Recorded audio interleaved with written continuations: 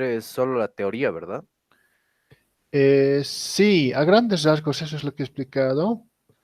Este primer bimestre tienen que realizar la investigación de todos los frameworks, stacks, SDKs, APIs o todo lo que requieran para su proyecto. Entonces no están obligados a hacer la parte aplicativa todavía, pero la medida de sus posibilidades, lo que yo les recomendaría es que traten de ver por lo menos algunos aspectos básicos, ¿verdad?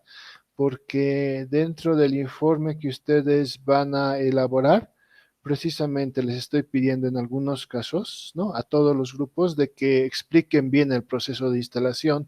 Entonces, por lo menos deberían ir instalando las herramientas, ¿no es cierto? Si es que por ahí es necesario instalar algún nodo o alguna interfaz con un comando, ¿no es cierto?, para habilitar las librerías o funcionalidades, eso también ya lo deberían ir haciendo. Pero el proyecto como tal no lo tienen que desarrollar. No obstante, sí les recomendaría que traten de ver algo, ¿no? No se confíen en que solamente es un trabajo de redacción, ¿no? Y después tengan mucha carga para el siguiente bimestre. De todas formas, buena la consulta a Joshua. Les voy a ir explicando algunos detalles también ahora, ¿no? Que estamos comenzando la clase. Bien. Entonces, lo primero que voy a hacer, estudiantes, es un poco refrescar lo que estábamos viendo en la anterior clase. Para este propósito, estoy compartiendo mi pantalla. Bien, nos encontramos entonces en la clase del 23 de julio. Solo para recordarles, la anterior clase nos había pisado el tiempo y no ha dejado la instalación colgada de la herramienta que vamos a utilizar para los gráficos. Entonces, estamos sincronizando el instalador de SQL Report Server y SQL Server Management Studio con uno de sus compañeros, con Daniel la anterior semana, y lo pudimos realizar. Entonces, todo está por si acaso en este video de la clase del 23 de julio. Adelante, Daniel. Inge, una consulta respecto a eso. Yo tuve que cambiar del Report Server Configuration Manager el puerto, porque viene configurar el puerto 80 y así lo instalamos, pero después cuando quería ejecutar, digamos, el Apache o algo así, no me dejaba porque estaba ocupado el puerto. Entonces yo lo cambié. ¿Habría algún problema o ya, o igual funciona, o tendría que volver a reinstalar? No creo que tengamos inconveniente con el puerto. ¿A qué puerto has cambiado en la El configuración? 8082, Inge, porque el 8081 lo tengo para el Tomcat y el 8080 para otro que no me acuerdo cuál es ahorita. Perfecto. No debería haber ningún inconveniente con el cambio de puerto, Daniel. Debería funcionarte en todo caso la herramienta con normalidad. Listo, Inge, gracias. Pero de todas formas, gracias también por la aclaración, ¿no? Por si alguno de tus compañeros también se topa con esa situación de la configuración. Entonces, como les estaba explicando, estudiantes, aquí en este video, que es más o menos de 1 hora y media, está esa parte que se ha revisado de la configuración de SQL Report Server. Entonces, ustedes revisen el video con calma e instalen también la herramienta, ¿no? Ya saben que estoy tomando en cuenta participación en base a lo práctico que estamos avanzando en las clases. Entonces, hasta ahora tenemos ya instaladas 3 herramientas, ¿no? Vamos a usar las tres, vamos a ver hasta dónde podemos llegar con algunos registros, algunos reportes, pero vamos a usar las 3 herramientas con seguridad. Bien, la anterior vez también había almacenado dentro de la carpeta donde están los materiales, se llama material docente. Ustedes ingresan a esta carpeta y van a encontrar un archivo que dice registro proyectos puntos requeridos. Ahí están los puntos que estoy solicitando a cada uno de los grupos cada grupo, como ustedes saben, está realizando un trabajo diferente. Entonces, el que he cargado aquí, el que está actualizado, ¿no? La anterior semana igual estaba, pero había hecho algunos apuntes y ajustes, entonces lo pueden descargar, ¿no? Lo pueden descargar ahora si quieren. De todas formas, les voy a mostrar para que tengamos en recapitulación lo que se está haciendo. Entonces, la anterior vez había explicado lo que tiene que ir realizando el grupo número 3, que según tengo entendido es el grupo de Joshua, ¿verdad? El grupo de Joshua, el grupo de Joshua también se encuentra, no tengo el listado, pero estamos, ¿no? Con los del grupo de Joshua estamos con el grupo 3, ¿verdad? Es lo que les estaba explicando en la anterior clase. Entonces, si se dan de cuenta, para todas las herramientas que van a utilizar, hay bastante material. Directamente tienen que ingresar a las páginas oficiales de esos frameworks o plataformas. También había cargado algunos videos que les pueden servir de ilustración ya cuando empiecen a trabajar en la parte práctica. Entonces vayan viendo los videos y vayan trabajando en esta estructura de contenidos. Ahora les voy a dejar a iniciativa para que ustedes puedan realizar su informe en formato Word. No obstante, debería ya tener índice y tener una buena estructura con numeración de subtítulos y subsubtítulos, ¿verdad? Ya que ustedes están a pocos meses, o de hecho ya están trabajando muchos en sus perfiles de proyecto. Entonces, la idea es que puedan realizar un buen trabajo. Entonces, aquí he explicado los contenidos que tienen que ir tomando dentro de lo que era Bootstrap. Van a ver las versiones de Bootstrap. Y en la parte de MySQL, nosotros hemos llevado ya MySQL, entonces no sería necesario que desarrollen en esta parte, pero lo que sí me interesa que de este subtítulo, de este contenido, redacten de manera clara y detallada lo que son las especificaciones para la conexión al Laravel, de Laravel a una base de datos. En realidad se define una instancia de conexión dentro del código que normalmente puede ir en la página index, en la página principal, o en algún caso también se puede configurar en un archivo de JavaScript, por ejemplo. Ahora su caso no es, sí, su caso de ustedes es con Laravel, ¿no? Entonces no van a utilizar nada de JavaScript, ¿no? Básicamente pueden utilizar HTML y PHP fundamentalmente van a utilizar. De igual forma se realiza la configuración para la conexión a la sesión. Entonces, todo esto corresponde al grupo número 3. Ahora, lo que yo les voy a ya pedir para el próximo miércoles es que vayan ya avanzando en su trabajo. Entonces, cada grupo en realidad debería compartir un documento doc en la nube, ¿no es cierto? Comparte si quiere el mismo formato de Google Docs o bien simplemente agarra un archivo, le da una cierta base y eso lo sube a Google Drive, ¿no? Básicamente es lo mismo, solo que ustedes saben que el archivo original de Windows tiene una propia extensión que es .docx, mientras que el archivo documento de Google no muestra la extensión y solamente es un archivo que se mantiene en la nube, ¿no? No se lo puede descargar.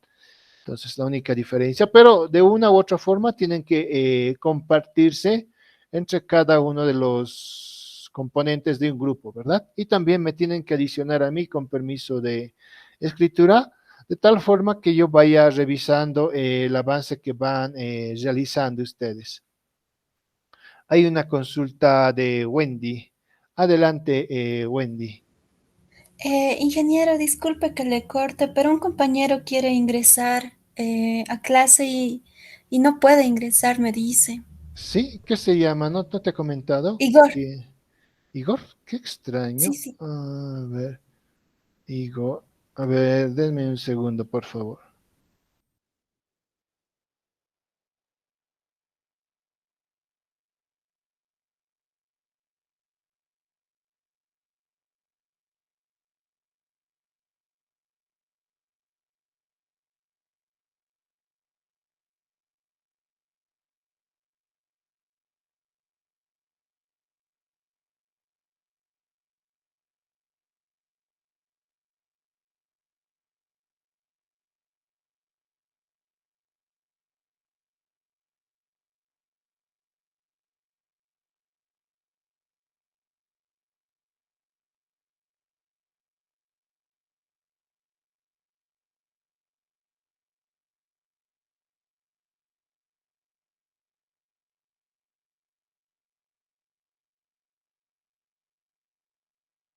Muy bien.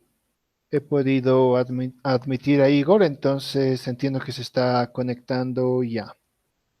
Muchas gracias, Wendy. Bien, entonces con eso quedaría claro para el grupo 3, ¿no es cierto? Para todos los componentes de Joshua, queda claro lo que tienen que hacer para la próxima semana, ¿verdad?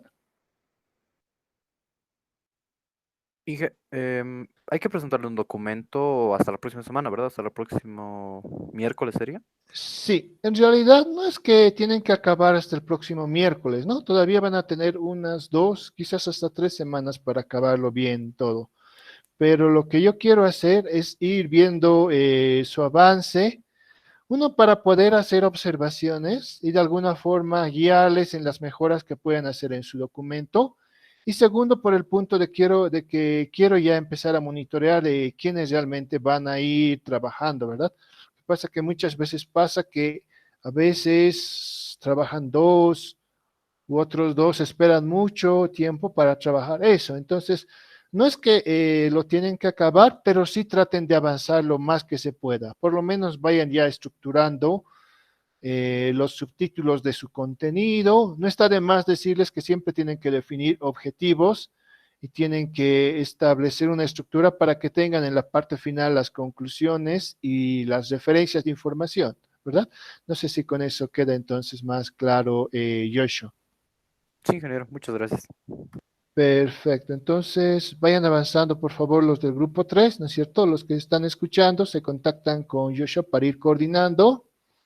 Y lo que también pueden hacer, ¿no es cierto? Ustedes van a ir editando subtítulos. Entonces, lo que, por ejemplo, uno podría hacer, ustedes pueden adicionar comentarios, ¿no es cierto? Dentro de Google Drive. Entonces, podrían adicionar, por ejemplo, un subtítulo, un comentario que diga, por ejemplo, fulano Z está trabajando en esa parte, ¿no es cierto?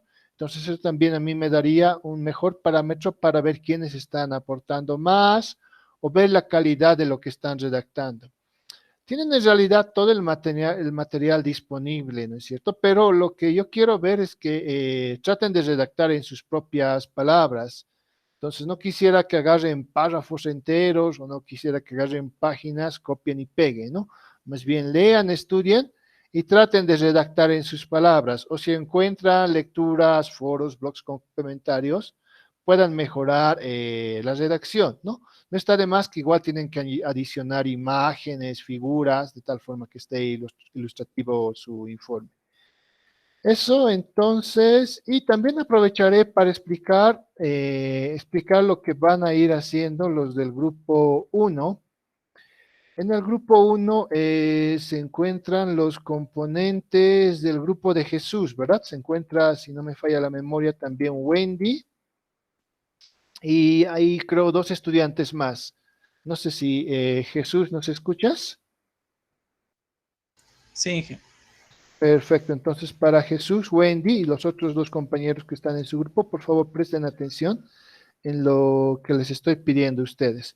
Ustedes es el proyecto de desarrollo de aplicación con el stack Flutter más Node.js más MongoDB más DGX es el tema, ¿no es cierto? Entonces tienen que empezar a revisar todo lo asociado a estas temáticas.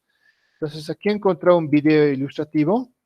No he visto muchos ejemplos, ¿no? Por lo menos no en español de esta temática, pero aquí encontré uno bueno. Ustedes igual pueden revisar otros que encuentren. Pero sí en la parte de los contenidos hay bastante información. Entonces, en los contenidos mínimos tienen que describir lo que es Flutter y hablar lo más que puedan del Software Development Kit y cómo funciona dentro de un sistema. Obviamente tiene que estar detallado el proceso de instalación, lo tienen que explicar bien.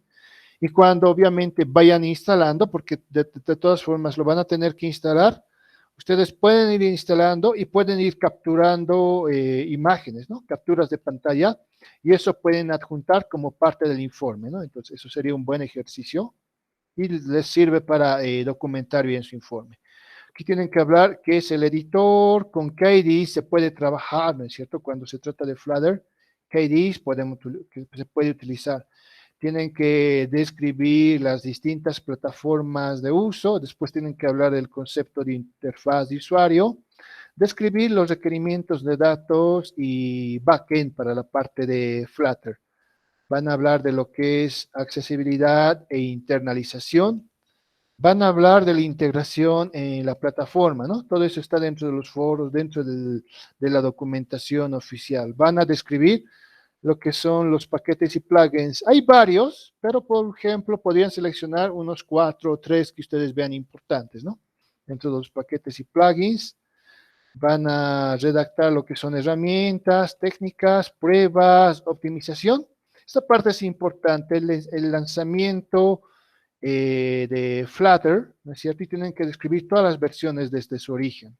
Aquí también está precisamente la información, ¿no es cierto? Si ustedes, por ejemplo, ingresan a este link, vamos a aprovechar en ver. Por ejemplo, estamos ingresando, ¿verdad? Está cargando.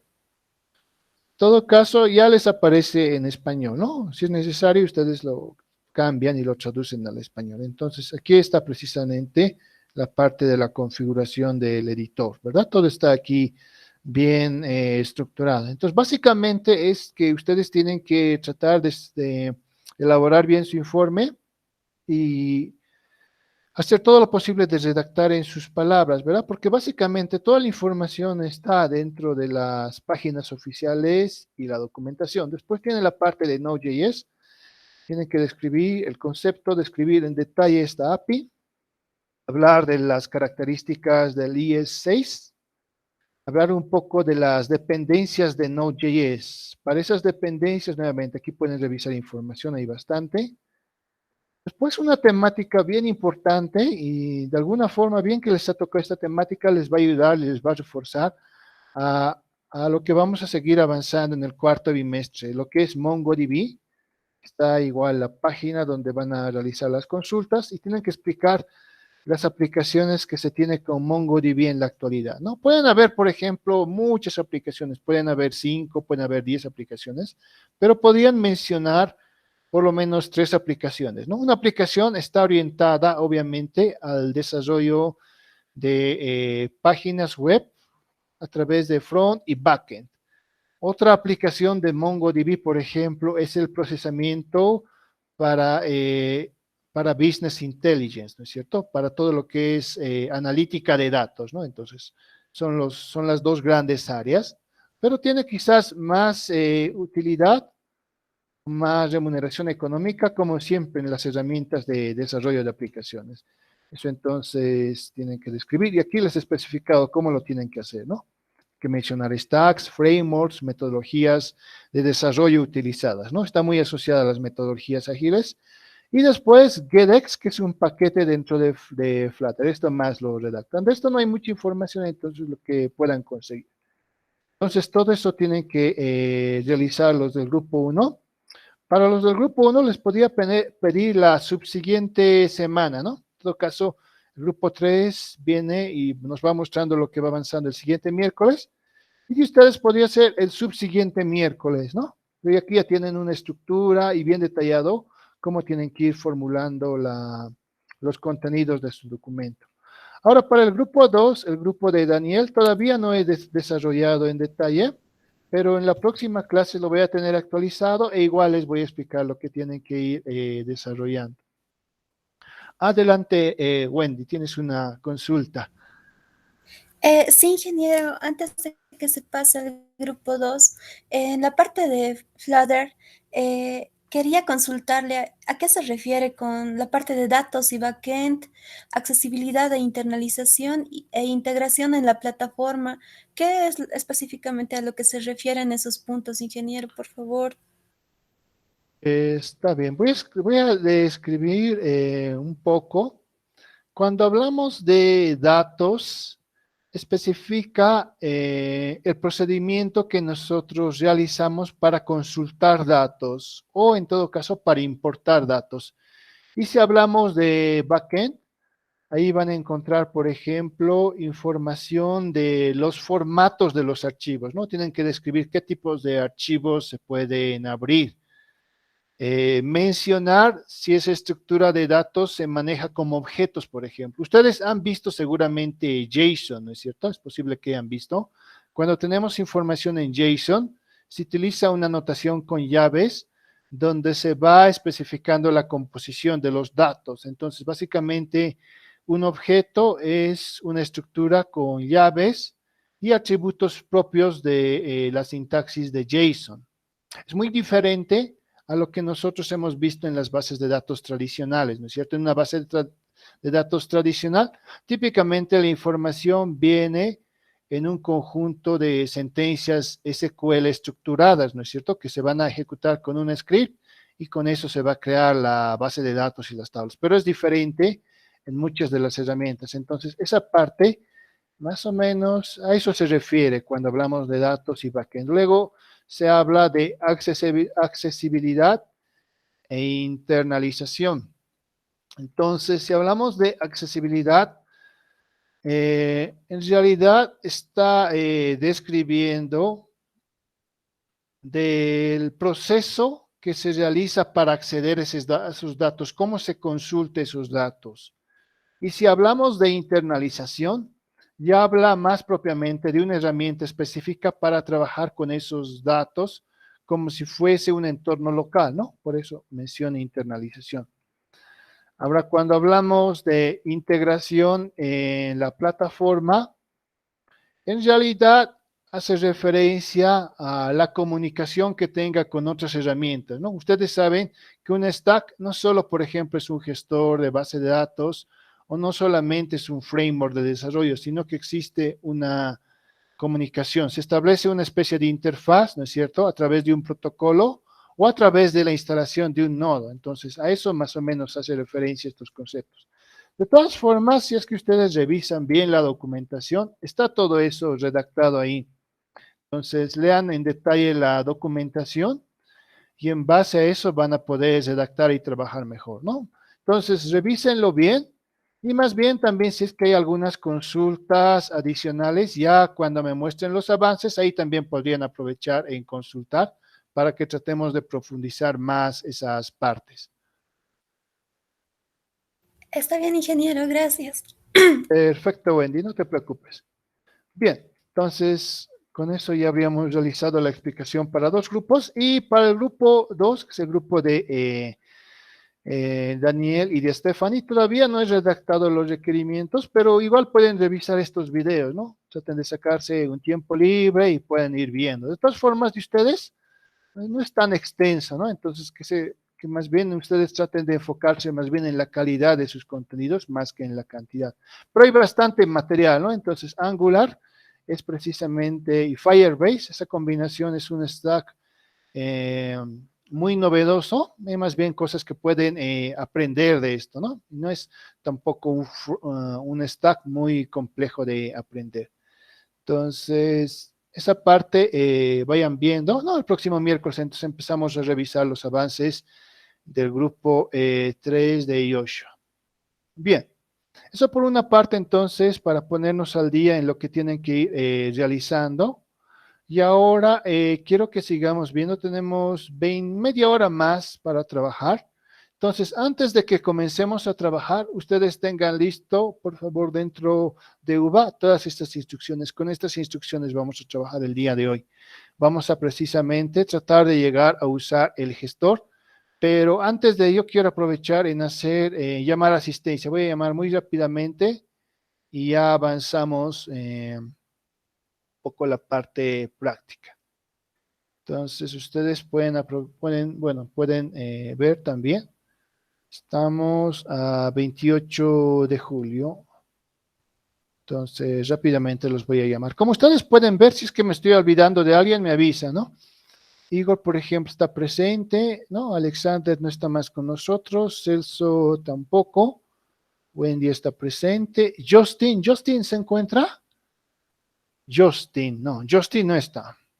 Jesús está presente, ¿no? Jesús Coya. Presente, Inge. Muy bien. Jimmy Chuta. Presente, Inge. Muy bien. Joel Cristian Limari. Creo que Joel no se encuentra, ¿no? A ver, viendo rápidamente. No está, ¿no? Al menos no lo veo. No está. Está ausente. Bueno, está participado. Se encuentra Daniel Felipe. También se encuentra Joshua. Están ambos. Jorge Pérez no está más con nosotros. Luego, Jonathan Quino se encuentra. Vaya, va. Jonathan Quino, está bien. Presente, Inge.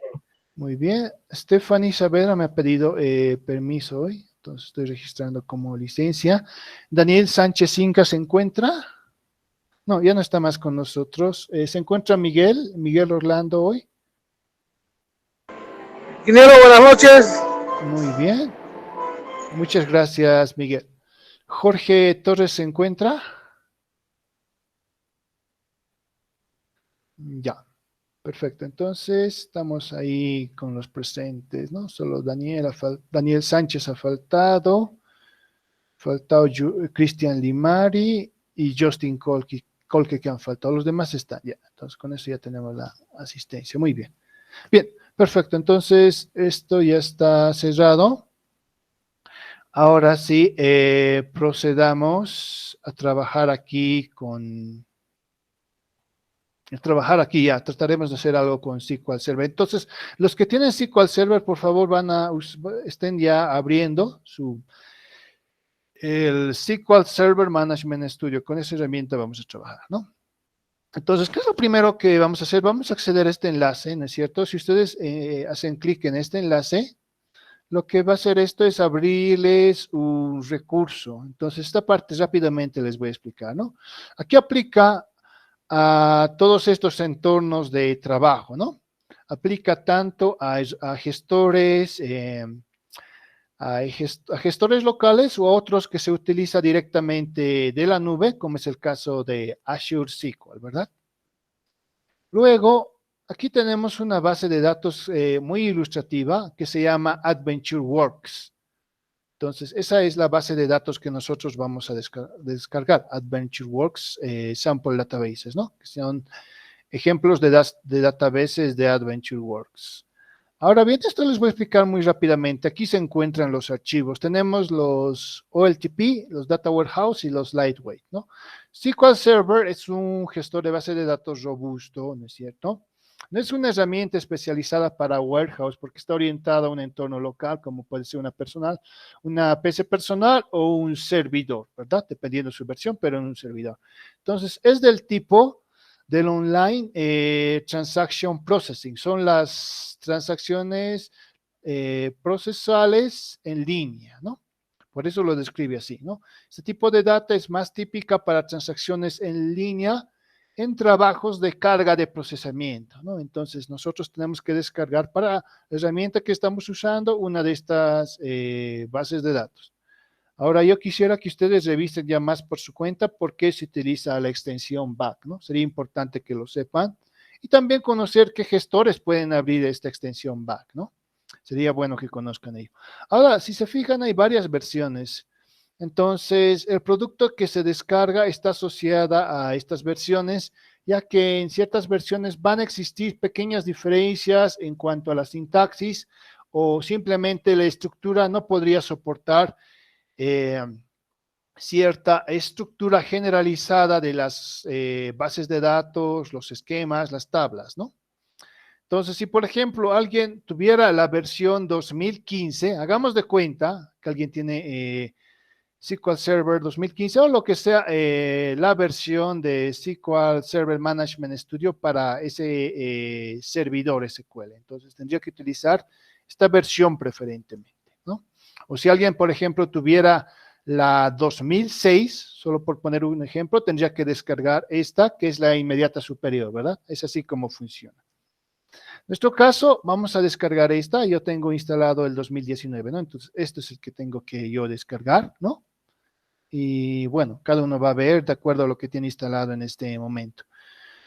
Entonces, para descargar simplemente le dan clic aquí, ¿no es cierto? Le dan clic y si se dan de cuenta, aquí está esperando para encontrar el mirror y empieza a descargar, ¿no? Son 207 megabytes, un poco pesado. Yo ya lo tengo descargado, entonces yo voy a cancelar, pero ustedes vayan descargando esta parte, por favor. Bien. Entonces, una vez nosotros descarguemos, ¿no? Por si acaso esto voy a preguntar en el examen. Recuérdense entonces saber bien qué es un OLTP, que puede ser un lightweight, ¿no? Entonces, aprovechando que hemos visto eso, es importante que manejen esos conceptos bien. Entonces, tenemos ya esa primera parte que es descargar, ¿no es cierto? Ya hemos visto, hemos descargado, vamos a asumir que ya hemos descargado este archivo. Y obviamente les he mencionado que este archivo va a depender de la versión que tienen de su gestor instalado de base de datos en su computadora.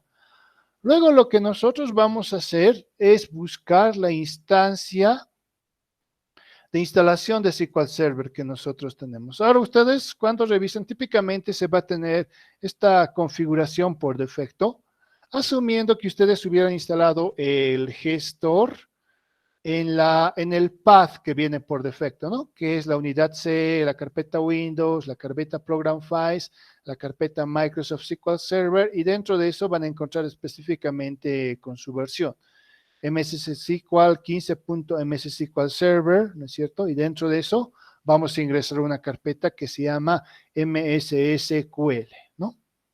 Es así como funciona. Ahora, si estuviera en español, solo sería Windows, archivos de programa, ¿no es cierto? Y viene siendo lo mismo. En mi caso, ustedes van a recordar que yo no había instalado en la unidad C, ¿verdad? Ya les había explicado por qué no había instalado yo en la unidad C. Entonces, yo tengo que, de alguna forma, encontrar la ubicación para esta instancia. Entonces, aquí vamos a ver, voy a mover mi carpeta para que también ustedes puedan ver. Entonces, yo estoy aquí, estoy ubicado. Yo precisamente había instalado en esta carpeta, una carpeta que se llama a instalar software. Y aquí lo había instalado, ¿no? No me había dado cuenta. En realidad yo quería instalarlo en esta carpeta donde tengo herramientas instaladas, pero más bien lo había instalado aquí donde tengo los instaladores que he ido descargando, instalando, ¿no? Pero yo lo he instalado dentro de esta carpeta que se llama SQL 2019 y precisamente reviso Program Files, ingreso a la carpeta Microsoft SQL Server, ¿verdad? Y dentro de eso van a encontrar que tengo la versión específica, ¿no ve? MS SQL 15.ms SQL Server, ¿no? E ingreso a su vez a la carpeta MSSQL, ¿verdad? Hasta ahí hemos llegado. Y eso es lo que nos está pidiendo aquí esta instrucción, ¿verdad? Ahora también aclarado, ¿no? En caso de que se haya instalado en otra unidad, encontrar la misma para configurar la instancia. Eso es lo que yo he hecho, ¿verdad? Porque he instalado en otra unidad. Ahora bien, tal cual dice aquí la instrucción número 4, antes de seguir con la 4, quiero preguntarles a los que están haciendo este proceso, ¿han podido encontrar el directorio ese que está especificado aquí? Por mi parte, sí.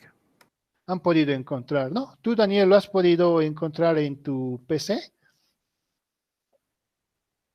¿La dirección, Inge? Me pregunta. Exactamente, la Sí, dirección sí, específica. sí, Perfecto, sí, sí la puede. muy bien. Solo eso quería confirmar, ¿no? No es difícil, de todas formas aquí está detallado, entonces no va a haber mucho problema en esto. Una vez nosotros tenemos la ubicación de la instancia de instalación, tenemos que ingresar a la carpeta backup, ¿no es cierto? Que se encuentra dentro de esta carpeta, ¿no es cierto? Si fuera necesario, les pide privilegios de administrador, tienen que darle continuar si fuera el caso, ¿no? Y dentro de esa carpeta vamos a copiar lo que hemos descargado de internet. Entonces, eso vamos a proceder a hacer, ¿no? Entonces yo ingreso aquí, backup, y evidentemente tengo una restricción por privilegio de administración. Entonces, aquí le voy a dar en continuar, ¿no? Ahí tienen que darle continuar. Entonces, con eso ya me deja acceder. Y así yo voy a poder copiar dentro de este directorio ese archivo que he descargado de internet. Entonces yo lo tengo en otra unidad, estoy justo en este momento copiando, control C, y aquí dentro de la carpeta backup, que está dentro de la carpeta MSSQL, lo pego, ¿verdad? Paste, o pegar si fuera su caso, no, ya se ha pegado, perfecto. Entonces, como ya lo tengo ahí guardado, ¿no? Está dentro de esa carpeta. Copiar y pegar, ¿no? Copiar dentro de esa carpeta de backup. A continuación, lo que tengo que hacer es ejecutar SSMS. ¿Qué es SSMS? ¿Qué es el acrónimo de SSMS? no se van a olvidar, es SQL Server Management Studio, ¿no? No se van a olvidar. Es muy básico esto, ¿no? Alguna vez les pueden preguntar y si no saben, ¿no? Simplemente es no memorizarse una abreviación. Ya, entonces es en realidad el acrónimo SQL Server Management Studio. Entonces yo ya conozco eso, si quieren lo puedo también aquí escribir. Ya está, ¿no? Microsoft SQL Server Management Studio. Entonces voy a ejecutar para abrir la aplicación. Entonces se va a abrir la aplicación, ¿no?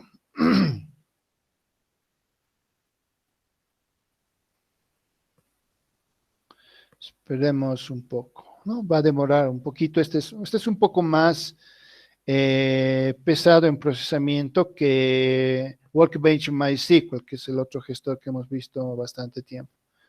Entonces, en este caso está apuntando por defecto a este nombre de servidor que está asociado a un nombre que está asignado por defecto a mi escritorio, ¿verdad? Y está trabajando con autenticación de Windows. Entonces, sobre esta base ejecuto connect, ¿no? Con eso conecto el servidor SQL. Entonces, ustedes van a poder ver acá, ¿no? Tienen que poder navegar sin ningún problema en todos los directorios que tenemos, ¿no? Y aquí, si es que ustedes se fijan, se pone en verde, ¿no es cierto? Está activo en realidad, ¿no? Si fuera necesario pueden aplicar refresh, pero nosotros lo tenemos activo esta comunicación, ¿verdad? Entonces, eso por una parte.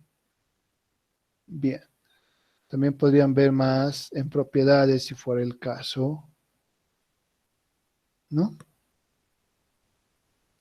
Tenemos ahí toda la información disponible, especificando también el producto y la versión específica, ¿no? Que este es la 15.0.2000.5, por ejemplo, y está listo para poderse trabajar. Y aquí tenemos precisamente la conexión con un usuario administrador, ¿no? Si quieren pueden ver también las propiedades de conexión, ¿no es cierto? Está la autenticación, el producto, etcétera, ¿no? Ya. Entonces ya hemos visto aquello. Seguimos entonces. Bien, entonces hay que estar asegurados de que estamos conectados a SQL Server, ¿no? En este caso no tenemos inconveniente. Si fuera un caso de problema, ustedes, por ejemplo, podrían desconectarse y después podrían volver a conectarse, ¿no? Al conectarse nuevamente les va a llamar a la instancia con la respectiva autenticación. Obviamente, hagan de cuenta que esto fuera un servidor de producción o un de deployment. Entonces, aquí seguramente sí tendríamos que ingresar con una contraseña, ¿no? Yo por facilitar el uso no he registrado contraseña, pero en un caso ustedes es probable que sí lo tengan que instalar con una contraseña, ¿no? Con credenciales. Entonces ya estamos conectados nuevamente. Bien. No solamente era una pequeña pruebita de conexión, pero estamos sin problemas. Estamos conectados a SQL Server. Después de esto, ahora sí vamos a aplicar la restauración de una base de datos. Y para ello, lo que tenemos que hacer es hacer clic derecho en el directorio de base de datos. Entonces, si nosotros venimos acá, ustedes le dan clic y van a ir desplegando todos los contenidos que tenemos en bases de datos, ¿no es cierto? Si ustedes despliegan aquí en el signo más, vamos a ver más contenidos. Tenemos 4 bases de datos, ¿no es cierto? Una base de datos master, otra model, MSDB, TempDB. Pero también tenemos por defecto creada una carpeta que se llama Database Snapshots, ¿no es cierto? Y tenemos aquí 2 bases de datos, ¿no? Esta es la base de datos que habíamos creado la anterior al sincronizar con la herramienta Report Server, ¿no? No vamos a trabajar con eso hoy día. Y aquí tenemos también una base de datos que se llama Report Server temporal, ¿no? Si es que ustedes van revisando, van a encontrar que igual, en cada caso, se tiene en tablas. Bien. Entonces, como especifica aquí, tenemos que darle clic derecho en el directorio Databases, y ese directorio es el genérico, ¿no es cierto? Entonces, ustedes dan clic derecho y les habilita varias opciones. Podemos crear una nueva base de datos, podemos adjuntar una base de datos, podemos restaurar una base de datos, podemos restaurar archivos específicos o algunos que estén asignados a grupos. Podemos deployar una aplicación en modo data tier. Podemos importar el mismo tipo de aplicación. Podemos inicializar PowerShell. Ahora no vamos a ver PowerShell, ¿no? Tenemos también la configuración de personalización de reportes y lo que es actualizar, ¿no es cierto? Este refresh es el mismo que este, cumple la misma funcionalidad. Entonces, como indica, tenemos que ejecutar Restore Database. Básicamente vamos a realizar una restauración simple de una base de datos, ¿no? Entonces, cuando abrimos, tenemos entonces la ventana de navegación. Si quieren, lo maximizo para que tal vez se pueda ver mejor. Entonces, aquí, ¿qué dice la instrucción? Ya hemos revisado. Y hemos ejecutado Restore Database, ¿no es cierto? Ahora lo que tenemos que hacer es ejecutar un campo que se llama Device, que es de dispositivos. Y desde ahí tenemos que seleccionar el archivo, ¿no? Entonces, este paso es sencillo. Tenemos que buscar aquí algo que se llame Device, ¿verdad? Ahora, por ejemplo, si se fijan, tenemos la fuente, tenemos source, y dentro de source van a encontrar seguramente, no tenemos ningún menú desplegable. Tal cual nos pide la instrucción, tenemos que más bien buscar por un dispositivo, ¿no? Entonces le damos clic en Device. Entonces, como nosotros no sabemos el nombre ni la ubicación, nosotros vamos a venir aquí al buscador de estos 3 puntos. Nosotros ejecutamos clic ahí. Y aquí les va a abrir una nueva ventana, ¿verdad? Es una nueva ventana de navegación. Si quieren, igual lo maximizo esto para que ustedes vean. Entonces, dentro de esta ventana tengo a su vez dos métodos para el backup media, ¿no? Que es el archivo de backup. Entonces, una opción sería realizarlo a través de una URL y la otra a través de un archivo. La más lógica es con el archivo, ¿no? URL podría ser en caso de que tengamos a la mano una aplicación que simplemente accedemos con un enlace, ¿no es cierto? Con un enlace de conexión a una aplicación. En nuestro caso no tenemos ello, entonces simplemente lo vamos a dejar en file, que es el archivo. Y si ustedes se fijan, ahí simplemente tenemos que adicionar ya, ¿no? Tenemos que adicionar desde ahí el archivo. Básicamente eso tenemos que hacer. Entonces, aquí también después dice, con el botón Add, ¿no? Con el botón Add cargue el archivo, que es precisamente el que nosotros vamos a restaurar. Después ejecute OK y OK nuevamente. Entonces, eso es lo que nosotros vamos a hacer. Ustedes a continuación van a darle clic en Add, ¿no? Significa adicionar. Y precisamente tenemos que encontrar,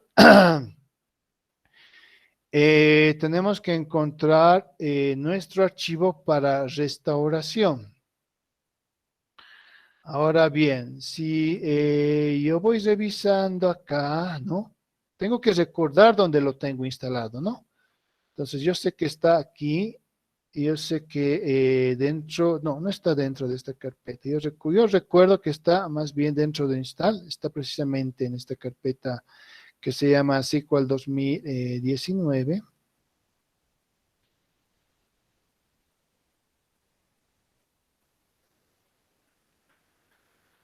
Sí, estamos en SQL 2019.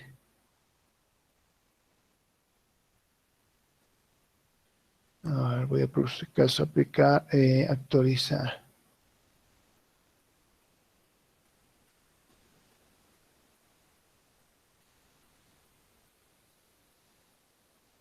Archivos temporales, no.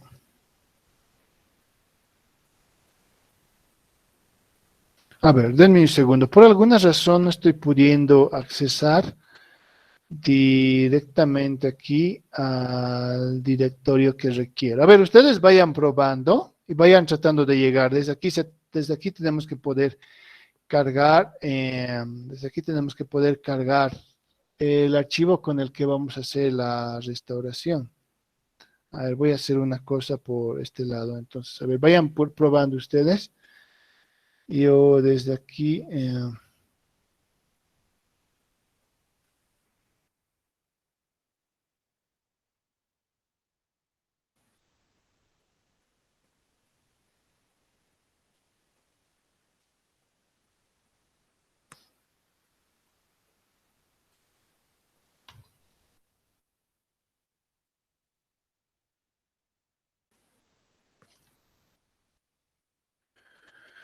entonces, lo que yo estoy haciendo es pegar aquí la dirección. Eso voy a aplicar Enter.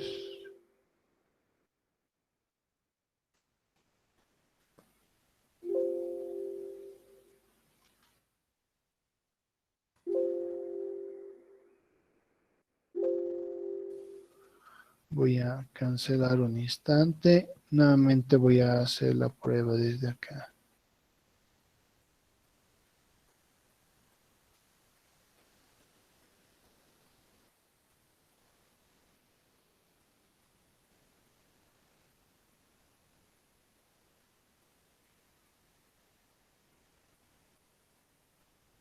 Sí, simplemente no puedo acceder a esa carpeta. Voy a hacer algo diferente. La voy a mover a otra carpeta, ¿no? Por alguna razón no me da privilegio para acceder a esta carpeta donde yo lo tengo, bueno, donde yo lo tengo almacenado. De todas formas, es desde ahí, desde donde se podría llamar.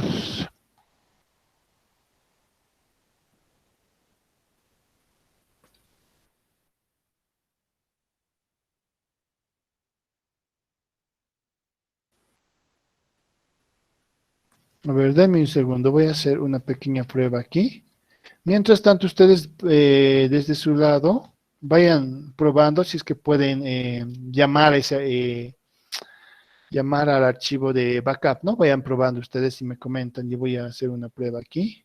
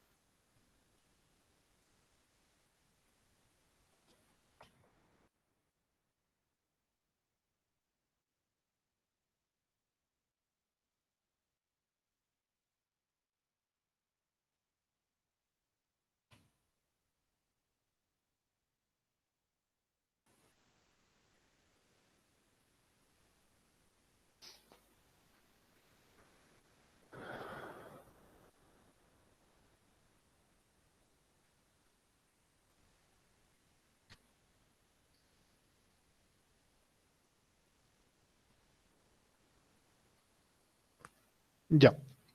Estoy entonces volviendo a compartir mi pantalla. Lo que yo he hecho simplemente es copiar ese archivo de backup a otra unidad desde donde pueda acceder aquí en mi búsqueda. Entonces lo he copiado aquí dentro de esta carpeta. Voy a hacer la prueba. Esto no es lo más óptimo. Se debería en realidad poder acceder desde la carpeta, desde donde tenemos la instancia de instalación, pero voy a hacer esta prueba, no se pierde nada. Voy a ejecutar OK.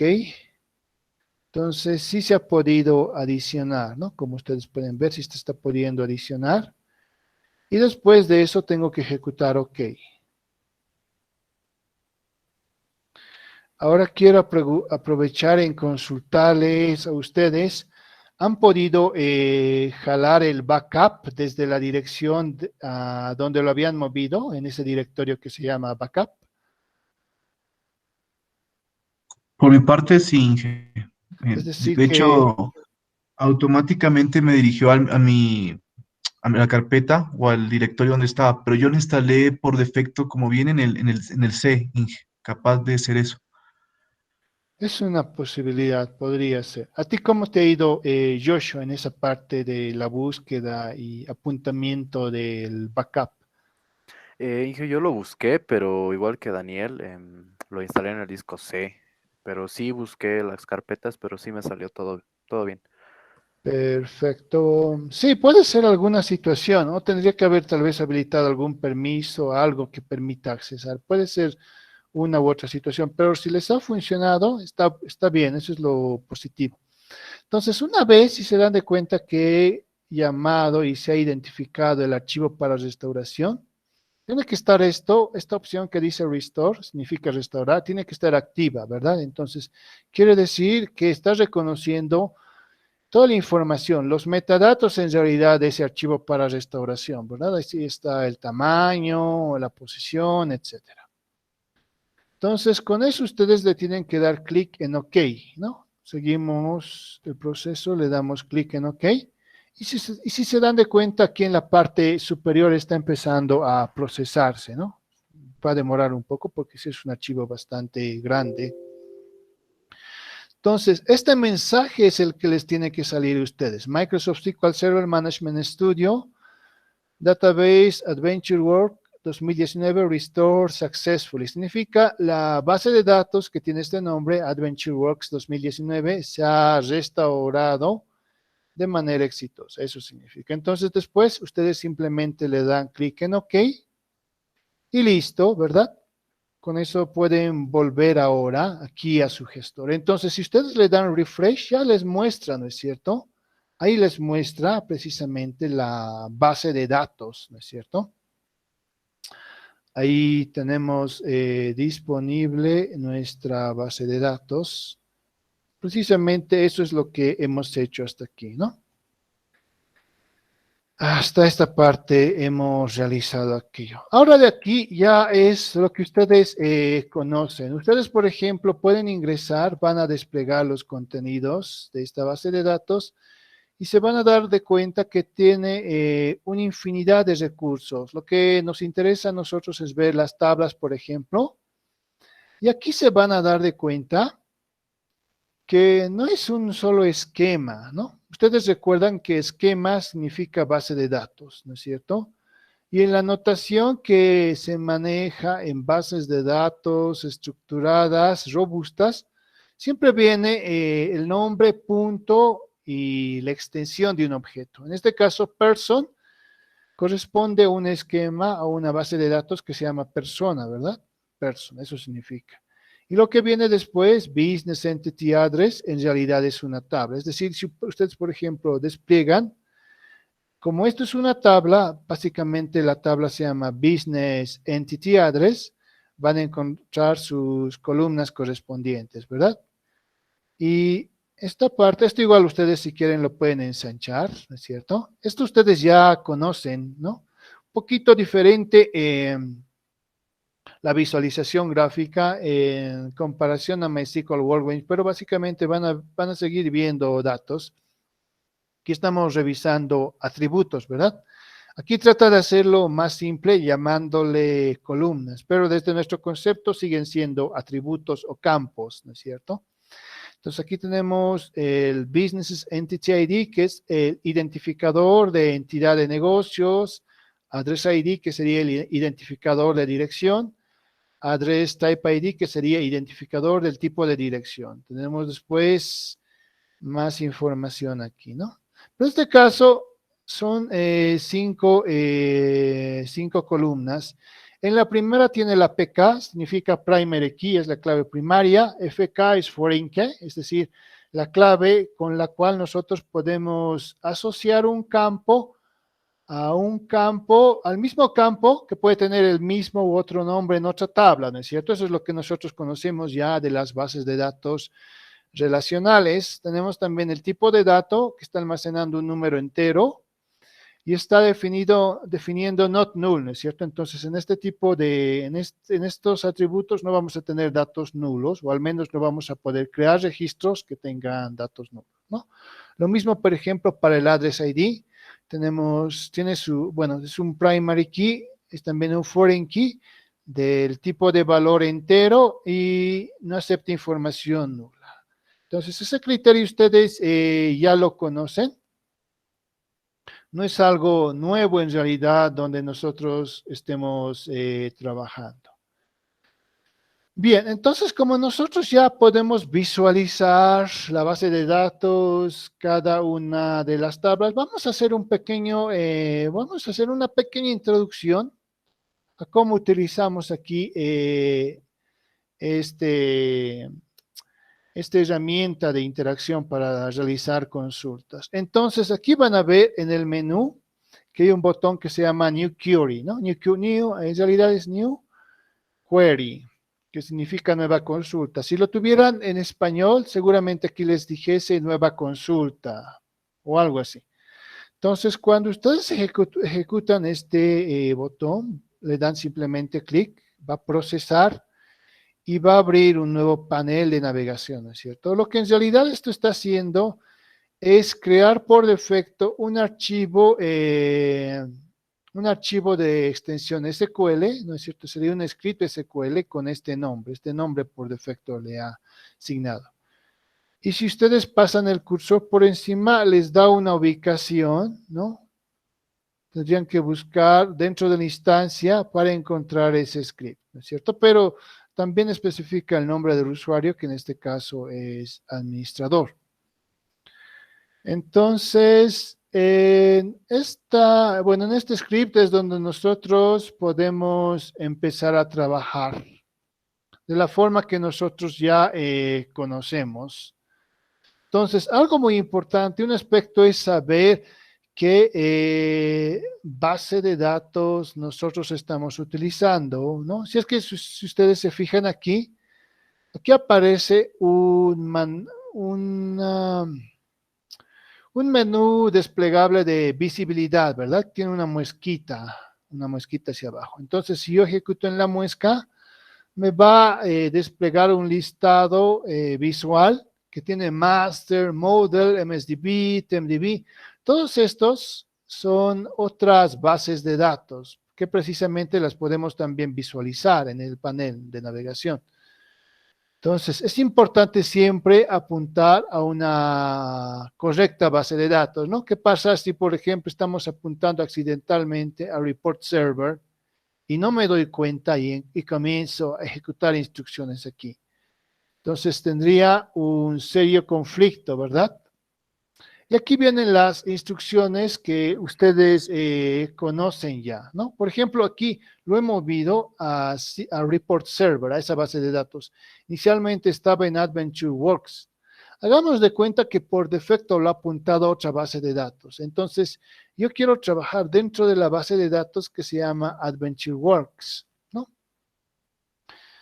Entonces, dentro de AdventureWorks, ¿qué es lo que yo tengo que ejecutar? Si ustedes recuerdan, puedo utilizar la notación conocida, use, y llamo simplemente, ¿no? Empiezo a escribir. Y cuando escriben, se van a dar cuenta que automáticamente les aparece opciones, ¿no? Entonces, mejor utilizar la interfaz gráfica para simplificar.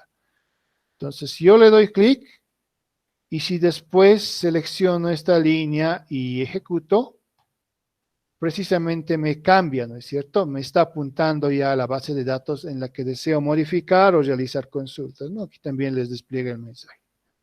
Bien, estudiantes, entonces por hoy vamos a quedar aquí. La próxima clase vamos a realizar algunas consultas, hacer un poco de refresh de SQL.